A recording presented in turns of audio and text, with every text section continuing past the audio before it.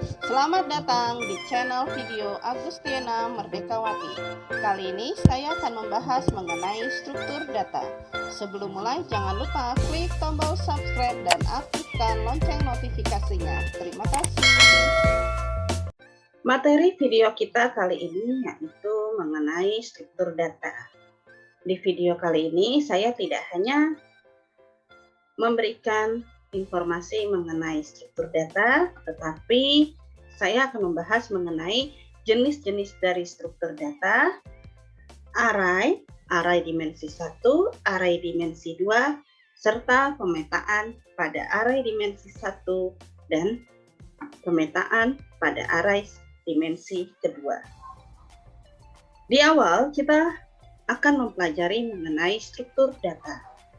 Struktur data adalah suatu koleksi atau kelompok data yang dapat dikarakteristikkan oleh organisasi serta operasi yang didefinisikan terhadapnya. Sehingga struktur data itu adalah sekelompok, sekumpulan beberapa data, di mana sekumpulan data tersebut memiliki karakteristik masing-masing dan dioperasikan atau didefinisikan terhadap dirinya sendiri. Jadi kelompok data ini nanti akan kita operasikan. Operasikan menjadi apa? Operasikan menjadi suatu algoritma dan menjadi suatu pemrograman yang baik. Sehingga di sini ada tahapan untuk membuat suatu programan yang baik, yaitu diawali dengan struktur datanya terlebih dahulu. Setelah kita membuat struktur datanya, akan menjadi suatu algoritma yang tepat. Jadi susunan dari data-data ini nanti akan kita rangkai menjadi suatu algoritma yang tepat.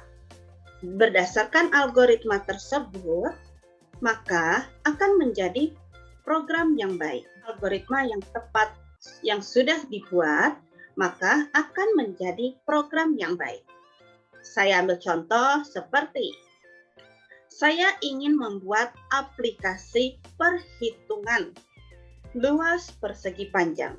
Berarti saya harus menyusun terlebih dahulu data apa saja yang saya perlukan. Itu kita masuk ke struktur datanya. Data apa saja yang diperlukan? Seperti saya harus mempunyai atau mendeklarasikan berapa panjangnya, berapa lebarnya. Lalu saya juga harus mendeklarasikan dari variabel luas. Jadi ada yang saya deklarasikan yaitu variabel luas, variabel panjang, variabel lebar, dan variabel panjang dan lebar apakah itu akan saya berikan nilai atau tidak. Selanjutnya setelah kita deklarasikan, pada saat kita mendeklarasikan variabel-variabel tersebut, berarti pada saat kita mendeklarasikan, saya harus mengetahui apa tipe data yang saya gunakan untuk luas, panjang, dan lebar. Setelah saya susun struktur datanya, berikutnya saya buat algoritmanya. Algoritmanya seperti apa? Seperti misalnya, saya buat tahapan dari menghitung luas persegi panjang. Input panjang, input lebar. Selanjutnya, hitung luas sama dengan panjang kali lebar. Selanjutnya, cetak luas. Itu algoritmanya. Setelah saya masuk ke algoritmanya, baru saya jadikan algoritma tersebut menjadi program. Itu rangkaian tahap dari pembuatan program dari struktur data menjadi algoritma yang tepat sehingga menghasilkan program yang baik.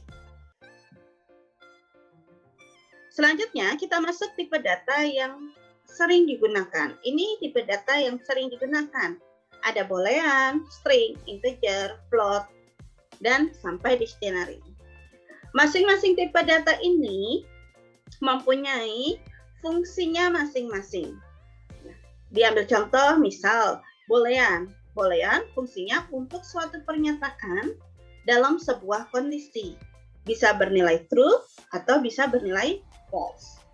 Selanjutnya, jikalau kita ingin membuat suatu alamat, nama orang, itu kita bisa menggunakan tipe data string. Karena apa? Tipe data string itu diperuntukkan untuk suatu kata atau kalimat yang di dalamnya terdapat huruf dan angka atau bahkan simbol-simbol yang lain. Selanjutnya, untuk suatu bilangan, kita bisa memakai integer atau float. Namun, integer atau float ini mempunyai perbedaan. Integer itu digunakan untuk bilangan bulat. 1, 2, 9, 10, 7, seperti itu. Sedangkan float di sini untuk bilangan desimal, di mana bilangan desimal ini merupakan bilangan yang mempunyai koma, seperti misalnya 3,14. Selanjutnya 0,5, 2,75. Jadi yang bilangan desimal yang memakai koma, ya, itu kita menggunakan float. Ini sudah kita pelajari di dalam materi logika algoritma. Selanjutnya, masuk ke jenis-jenis struktur data. Jenis-jenis struktur data terdapat dua, yaitu struktur data sederhana dan struktur data majemuk. Struktur data sederhana yaitu berupa array dan record. Sedangkan struktur data majemuk terdiri dari linear dan non-linear. Untuk yang linear seperti stack, wiwi, dan linear list. Untuk yang non-linear itu seperti tree, pohon biner, pohon cari biner, general tree, sampai kepada graf. Struktur data ini semua dari array, record, stack, wiwi, sampai kepada graf, itu akan kita pelajari di materi perkuliahan struktur data. Selanjutnya, kita masuk array atau larik. Array merupakan struktur data sederhana yang dapat didefinisikan sebagai pemesanan alokasi memori sementara pada komputer. Sehingga array atau larik ini mempunyai cara penyimpanan untuk mengalokasikan memori. Jadi dia bisa menempatkan, saya akan disimpan di memori dengan alamat yang mana. Itu ya, contoh dari array. Selanjutnya, array juga dapat didefinisikan sebagai suatu himpunan hingga elemen yang terurut dan homogen. Jadi, yang dikatakan elemen terurut di sini, suatu array dapat diidentifikasi sebagai elemen pertama, kedua, ketiga, dan seterusnya. Itu yang dikatakan terurut. Saya ambil contoh, misal, ya, array ini adalah array data, ya, sekumpulan data atau himpunan data, itu array. Dikatakan terurut kalau dia bisa diidentifikasikan sesuai dengan elemen pertama, kedua. Elemen pertama, kedua itu maksudnya seperti apa? Misal, saya punya data ya, nilai. Berarti arraynya saya berikan nama adalah nilai. Berarti logikanya di sini kotak ini untuk menampung data nilai. Selanjutnya, saya punya beberapa nilai. Ada nilainya Bella, nilainya Tiara, nilainya Faris, contoh seperti itu. Saya masukkan yang pertama nilai Bella, berarti Bella masuk ke urutan data pertama. Selanjutnya saya masukkan nilainya Tiara, berarti Tiara masuk ke urutan data kedua. Selanjutnya Faris, itu urutan data ketiga, dan seterusnya. Itu yang dikatakan terurut. Jadi dapat diidentifikasikan secara terurut. Selanjutnya untuk homogen di sini bahwa setiap elemen dari sebuah array harus mempunyai tipe data yang sama. Kalau tadi saya punya himpunan nilai atau daya yaitu bernama array nilai, jadi di sini untuk masing-masing data nilai di sini harus memiliki tipe data yang sama. Tidak boleh saya memasukkan untuk Bella integer. Selanjutnya saya memasukkan untuk si Tiara float. Selanjutnya untuk si Faris saya berikan tipe datanya string. Itu tidak bisa. Untuk array, tipe datanya harus sama. Berarti kalau satu float, semua float. Kalau satu integer, semua integer. Lalu bagaimana kalau ada data yang bilangan bulat dan ada bilangan desimal? Berarti karena ada yang bilangan komaan, kita memakai yang koma saja. Karena yang bilangan bulat bisa kita jadikan koma. Nanti hasilnya koma 00 seperti itu. Jadi lebih baik kalau untuk nilai kita berikan yang float.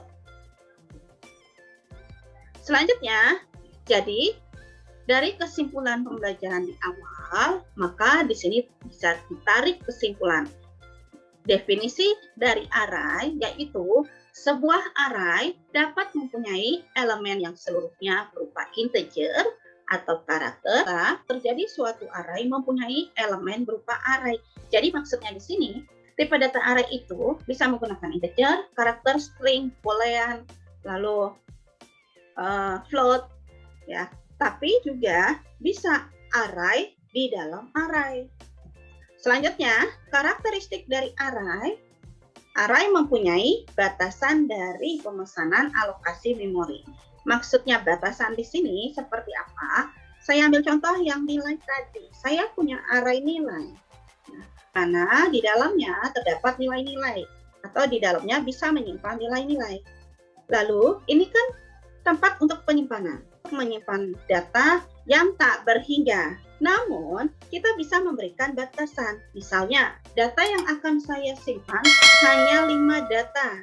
Ini data pertama, data kedua, data ketiga, data keempat, data kelima. Berarti ini saya beri batasan 5. Lain lagi kalau saya beri batasan 10. Berarti elemen yang ada di sini di dalam array itu sebanyak 10. Berarti batasannya 10. Saya nggak bisa memasukkan array lebih dari 10.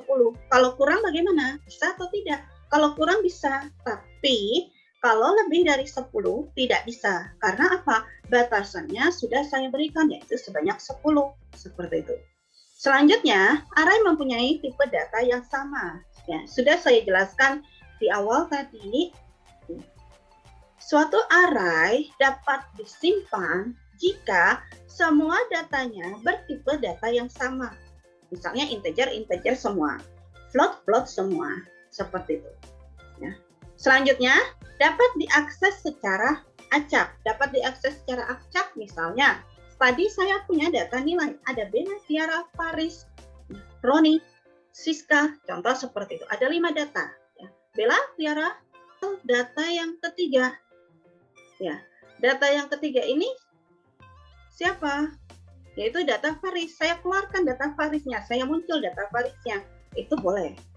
Setelah saya keluarkan data Faris, yaitu data ketiga, saya ingin melihat bisa atau tidak? Bisa. Jadi bisa diakses secara acak. Mau kita dari tengah dahulu, atau dari belakang dahulu, atau dari depan dahulu. Ya, ini. Itu bebas untuk array. Selanjutnya, jenis-jenis array. Array terbagi menjadi 3 jenis, yaitu array dimensi 1, array dimensi 2, dan array dimensi ketiga. Array dimensi 1 disebut dengan istilah vektor, menggambarkan data dalam suatu urutan. Sebagai contoh seperti ini. Ini adalah array dimensi 1. Ya, disebut juga dengan vektor. Karena apa? Array dimensi 1 itu untuk mendeskripsikan sebuah vektor. Kita tahu yang namanya vektor. Vektor itu hanya terdiri dari satu baris, tetapi banyak kolomnya. Nah, ini yang dikatakan array dimensi 1. Untuk array dimensi 1, di sini saya ambil contoh. Ya. Untuk banyaknya elemennya yaitu sebanyak 5. Berarti saya bisa menampung data pertama, data kedua, data ketiga, data keempat, dan data kelima. A1 di sini mengartikan elemen anggota array pada urutan data pertama. Sedangkan A2 di sini elemen anggota array dengan data urutan kedua. Selanjutnya A3 elemen anggota array dengan urutan data ketiga. A4 elemen data array dengan urutan keempat. Selanjutnya elemen anggota array dengan urutan data kelima. Urutan-urutan ini adalah urutan dari penyimpanan. Sedangkan subscribe atau indeks di sini yaitu digunakan untuk pengalamatannya nanti, yaitu untuk suatu array dimulai dari 0, 1, 2, 3, 4, dan seterusnya. Jadi indeks array itu dimulai dari 0. Selanjutnya kita masuk pendeklarasian array dimensi 1. Pendeklarasian array dimensi 1 pertama diawali oleh tipe datanya terlebih dahulu. Sebagai contoh di sini saya menggunakan integer, berarti suatu bilangan bulat. Selanjutnya nama arraynya. Di sini saya buat nama arraynya adalah A. Selanjutnya kurung siku yang berisi jumlah elemen. Jumlah elemennya saya buat sebanyak 5 sesuai gambar contoh yang ada di sini. Berarti ini mengartikan bahwa saya punya array yang bernama A yang memiliki tipe data integer dengan jumlah elemen sebanyak 5. Berarti di sini saya memberikan batasan sebanyak 5. Saya tidak mengisi anggota array ini lebih dari 5. Saya isi sebanyak 7. Berarti yang 2 tidak bisa tersimpan karena batasannya hanya 5. Selanjutnya kita masuk contoh array dimensi 1. Di sini ada penggalan dari suatu listing program dengan tahap, yaitu yang pertama kita membuat list kosong terlebih dahulu untuk menampung hobi, lalu kita mengisi hobinya, lalu increment I-nya, increment I di sini berarti penaikan, karena apa? Untuk menaikkan dari indeks ke 0, 1, 2. Berarti kan kita harus ngebuat increment. Increment itu artinya menaik. Kalau decrement, kebalikannya decrement itu artinya menurun. Berarti kita buat incrementnya yaitu menaik 0, 1, 2, 3. Seperti itu. Berarti ini menaiknya adalah bertambah 1. Bagaimana cara untuk menaikkan bertambah 1? Itu pakai fungsi yang increment ini. Selanjutnya kita mencetak semua hobi. Jadi awalnya kita membuat list kosong terlebih dahulu untuk menampung hobinya. Di sini ada deklarasi hobi sama dengan kurung siku. Berarti kalau kurung siku di sini dikatakan bahwa arraynya di sini, isi datanya di sini tidak ada batasan. Berarti di sini kalau tidak ada batasan, berarti saya bisa isi sebanyak-banyak mungkin. Berarti boleh kalau saya mengisi banyak. Logikanya seperti itu. Selanjutnya, stop sama dengan false. Jika berarti saya memberikan nilai false untuk stop. Selanjutnya, saya memberikan harga I di awal yaitu 0. Selanjutnya, bagaimana untuk mengisi hobinya? Seperti misalnya saya isi makan, saya isi minum, saya isi berenang. Contoh seperti itu. Berarti di sini saya buat while not stop. Kenapa while not stop? Karena di sini berarti berisi looping. Loopingnya apa? Sampai tidak ada kata berhenti, tidak ada stop. Berarti kalau belum stop, ya saya ngasih input hobi. Hobi underscore baru sama dengan row input. Inputkan hobi yang ke berapa? Yang ke ini, yaitu di sini ada format I, berarti yang ke 0. Karena di awal kan, berarti yang ini yang 0. Berarti sekarang nih, ini adalah proses untuk pencetakan ini. Inputkan hobi yang ke 0. Selanjutnya, hobi titik event dalam kurung hobi baru. Nah, di sini baru kita ketik membaca. Selanjutnya, kita masuk incrementnya, menaiknya. I ditambah sama dengan 1. Ini proses ini artinya sama saja dengan I sama dengan I ditambah 1. I-nya sama dengan 0. 0 ditambah 1 berarti 1. Berarti sekarang I-nya sudah 1. Selanjutnya ada pertanyaan, ya apa di sini? Mau isi lagi, ya atau tidak? Statement ini atau ini, mencetak yang ini, mau isi lagi dalam kurung yes atau no, ya atau tidak. Jika iya, ya jika iya, berarti kan logikanya kalau iya, berarti loopingnya masih belum stop ya, masih ke looping berikutnya. Looping yang berikutnya yaitu tadi looping 1. Berarti di sini saya masuk ke while-nya ini karena looping belum selesai. Saya berikan yang baru, hobi underscore baru sama dengan block underscore input. Input kan hobi yang sekarang ke berapa? Tadi kan 1. Berarti ke 1, yaitu saya ketik. Di sini eventnya menulis dan seterusnya. Lalu bagaimana di sini jika saya tidak mau isi lagi? Ya, contoh seperti ini yang terakhir. Inputkan hobi yang ketiga. Ini contoh saya input hobi yang ketiga. Hobi event yaitu ngoding. Di sini saya masukkan ngoding. Selanjutnya increment. Saya hitung lagi I sama dengan tadi kan I-nya yaitu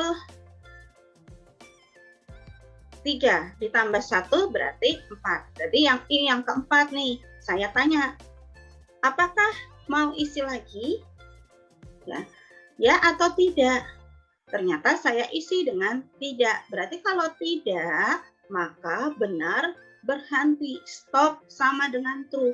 Berarti benar berhenti. Yang tadinya false, jadi benar berhenti.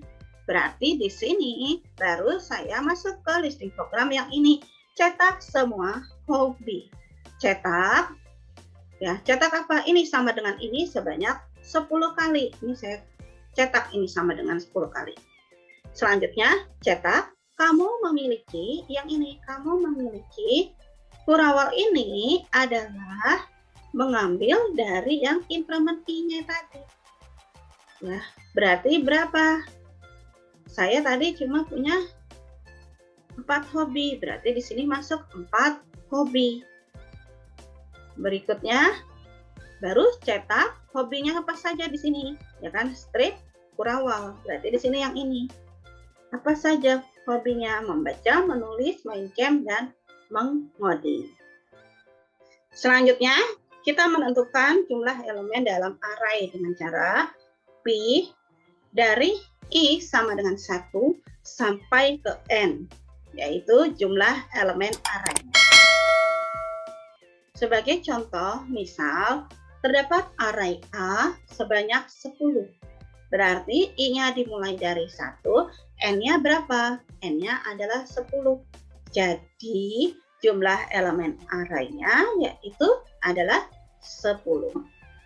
Selanjutnya, kita masuk ke pemetaan array dimensi 1 ke media penyimpanan. Di sini, pemetaan array yaitu kita memetakan atau memasukkan suatu data array ke media penyimpanan. Jadi nanti array yang kita akan simpan tersebut berada di alamat keberapa. Saya ambil contoh seperti kita mencari rumah. Misal, tadi data pertama yaitu Bella. Bella rumahnya berada di nomor 36. Ya kan? Data kedua adalah Tiara, data ketiga adalah Faris. Berarti kalau misalnya tadi Bella alamat awalnya berada di 36, berarti Tiara dan Faris ini untuk data kedua dan data ketiga, kalau memakai tipe data integer, dia nanti akan tersimpan di dalam lokasi nomor berapa. Itu jika contoh yang kita ambil yaitu pada pengalokasian rumah, ya kan? Tapi misalnya kalau di memori berarti sesuai dengan integer tadi nanti akan berada di alamat yang keberapa. Seperti itu. Nah, selanjutnya ini rumusnya. AI ini merupakan posisi array yang akan kita cari. Selanjutnya sama dengan B. B ini adalah posisi awal dari indeks array-nya. Berarti harus sudah diketahui dulu alamat awalnya itu berada di mana. Ditambah dalam kurung I dikurang 1. I ini adalah indeks dari array yang kita cari ini. Dikurang 1. Dikali L. L ini adalah ukuran besar memori tipe data. Jadi ukuran besaran memori tipe data di sini, setiap tipe data masing-masing mempunyai besaran yang berbeda. Contoh misalnya integer 2, selanjutnya float berapa, boolean berapa, seperti itu. Contoh soal di sini. Suatu array dideklarasikan sebagai berikut. Integer A 5. Berarti di sini saya mempunyai array yang bernama A dengan tipe data integer dengan batasannya atau dengan jumlahnya sebanyak 5. Dengan alamat awal indeksnya berada di 0011 heksadesimal. Ingat, ini satuannya adalah heksadesimal. Dan ukuran memorinya yaitu sebesar 2. Pertanyaannya di sini, tentukan berapa alamat dari anggota array ketiga. Berarti I-nya adalah 3. Selanjutnya kita definisikan dulu. AI-nya yaitu posisi array yang dicari, yaitu elemen array yang ketiga. B itu adalah posisi awal indeks array-nya. Berarti 0011 heksadesimal. I ini adalah indeks array yang dicari, yaitu 3. L ini adalah ukuran besaran tipe datanya, yaitu integer, berarti nilainya 2. Selanjutnya, penyelesaiannya berarti AI sama dengan B ditambah I dikurang 1 dikali L. Berarti B-nya adalah 0011 heksadesimal ditambah I-nya yaitu 3 dikurang 1 dikali 2. 3 dikurang 1 yaitu 2, dikali 2 yaitu 4. Berarti 4 nilainya. 4 di sini untuk yang belakang ini masih dalam bentuk desimal, bukan heksa. Berarti di sini harus mengkonversikan terlebih dahulu 4 desimal menjadi heksa. Jadi 4 desimal ini berapa heksadesimalnya? Untuk mencari desimal ke heksa dengan cara yang pertama, kita harus mengetahui terlebih dahulu bilangan desimal itu terdiri dari apa saja, yaitu terdiri dari 0, 1, 2, 3, 4, 5, 6, 7, 8, 9. Ini merupakan bilangan desimal. Berikutnya, untuk heksadesimal terdiri dari 0, 1, 2, 3, 4, 5, 6, 7, 8, 9. Selanjutnya A, B, C, D, E, dan F. Selanjutnya kita konversikan bilangan desimal ini ke dalam heksadesimal. Jadi kalau desimalnya 0, heksanya 0. Desimal 1, heksanya 1. Sampai dengan 9 ini masih sama. Namun jika desimalnya 10, maka heksadesimalnya adalah A. Desimalnya 11, heksadesimalnya B. Desimal 12, C. Desimal 13, heksanya D. Desimal 14, heksanya E. Desimal 15, heksanya F. Ya, ini untuk konversiannya. Namun, kalau misalnya desimal tersebut lebih dari 15, maka ada cara yang lain, yaitu dengan cara diambil contoh, misal di sini 27 desimal kita konversikan ke heksadesimal. Berarti caranya dengan membagi bilangan desimalnya yaitu 27 dibagi dengan basis heksadesimal. Basis heksadesimal itu adalah 16. Jadi 27 dibagi 16 dapat 1. Sisanya adalah 11 atau B. 1 masih bisa dibagi 16? Tidak, 0. Nah, karena di sini sudah sisa 1, berarti di sini sudah selesai. Jadi hasilnya C1B. Kenapa B? Karena di sini 11. Kita lihat 11 ini kalau dalam desimal heksanya adalah B. Berarti 1B. Jadi kalau 4 desimal berapa? 4 desimal berapa heksa? 4 dibagi 16. 4 dibagi 16 berapa? Hasilnya 0, kan? Nah, menjadi 0. Sisanya berapa? Ya, sisanya tetap 4. Berarti 0,4. Atau kita juga bisa menulisnya 4 saja. Itu kalau yang 4 desimal ke heksa. Selanjutnya, kalau nilainya ratusan, 254 desimal. Ya, kita ubah ke heksadesimal. Berarti 254 dibagi 16. Dapat hasil 15. Sisanya berapa? Sisanya 14. 14 ini masih desimal. Desimalnya kita lihat 14 desimal, yaitu E. Berarti 14 ini kita ganti E. Selanjutnya, ini masih ada 15 nih. 15 dibagi 16 dapat hasil berapa? Dapat hasil 0. Berarti sisanya yaitu tetap 15. Berarti 15 ini berapa desimal ke heksanya? 15 itu adalah F.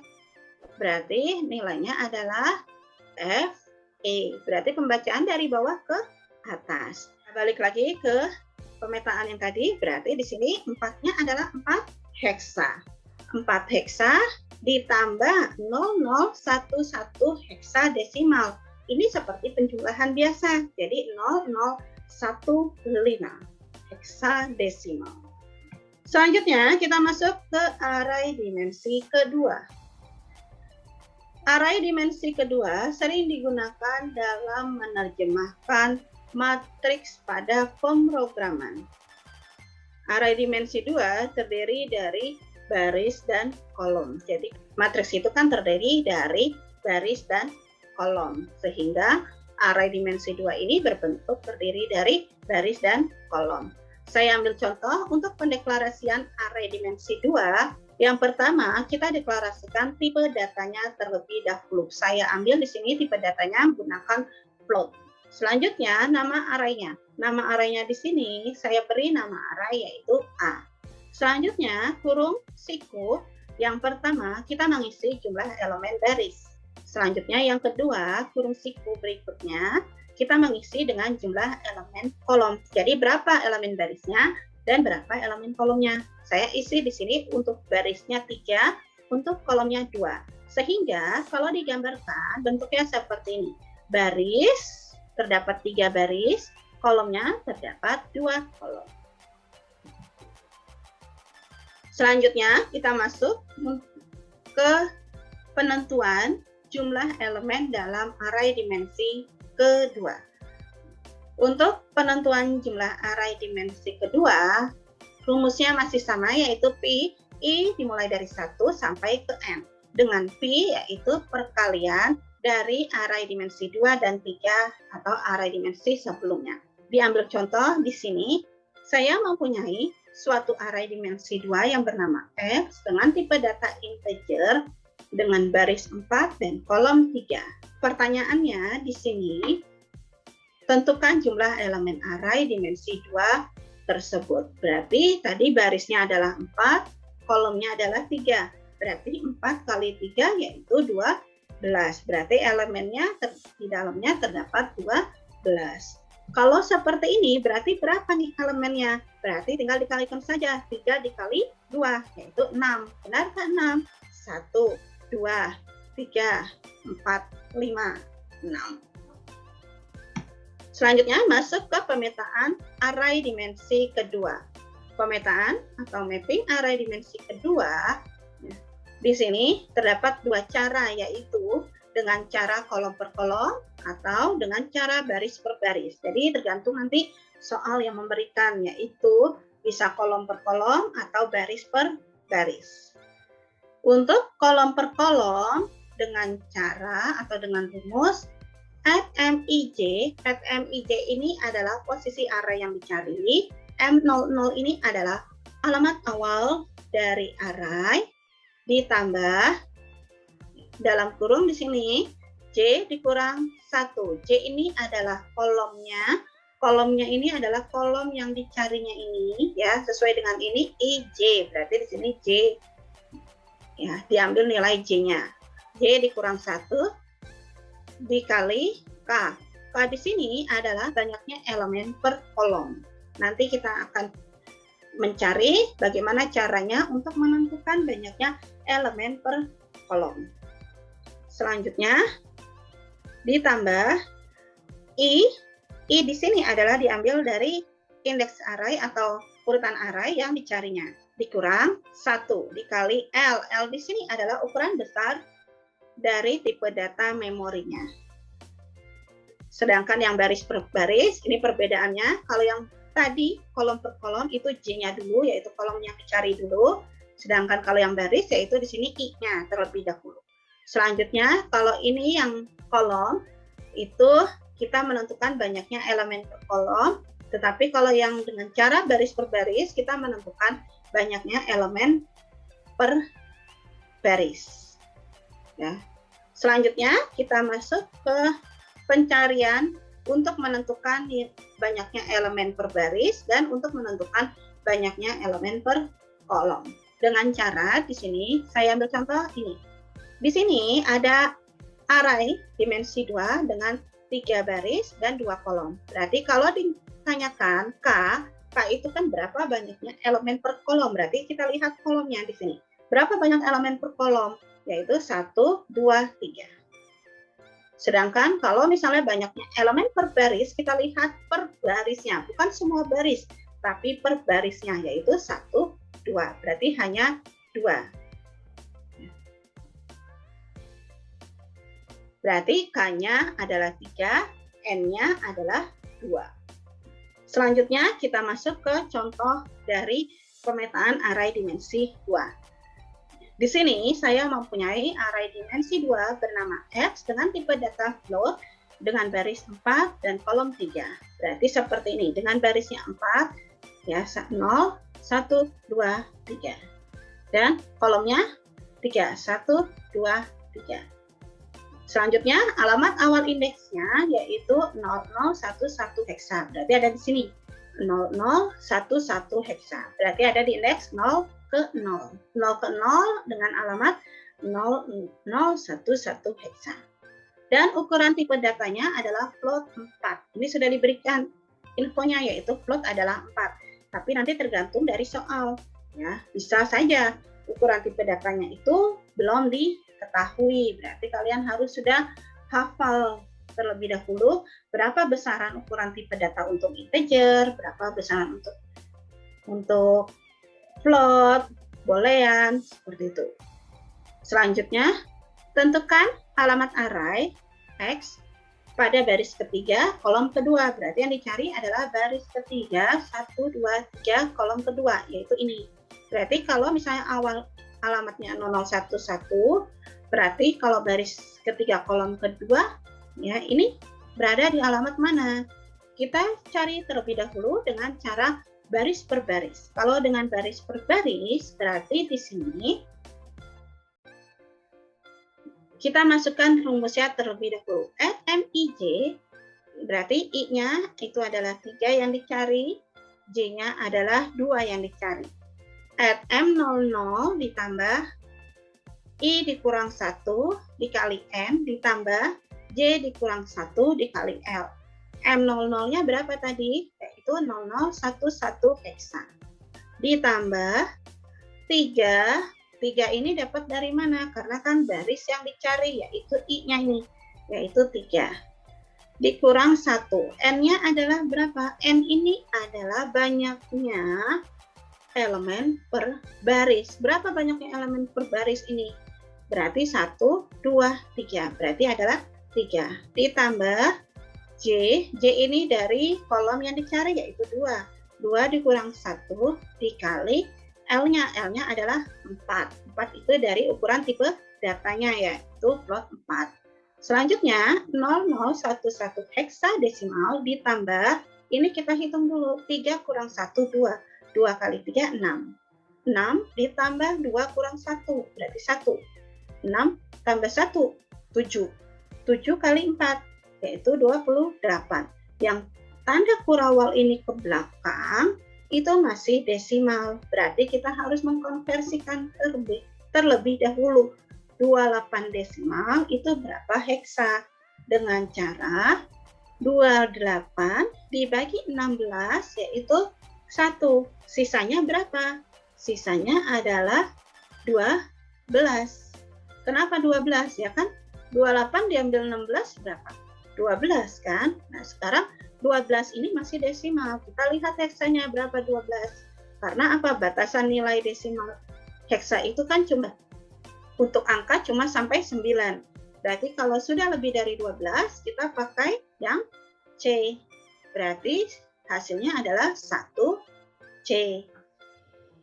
Di sini berarti 0011 heksadesimal ditambah 1C heksadesimal. Jadi 0011 heksadesimal ditambah 1C heksadesimal ini seperti penjumlahan biasa, yaitu 1 ditambah C dapatkan D.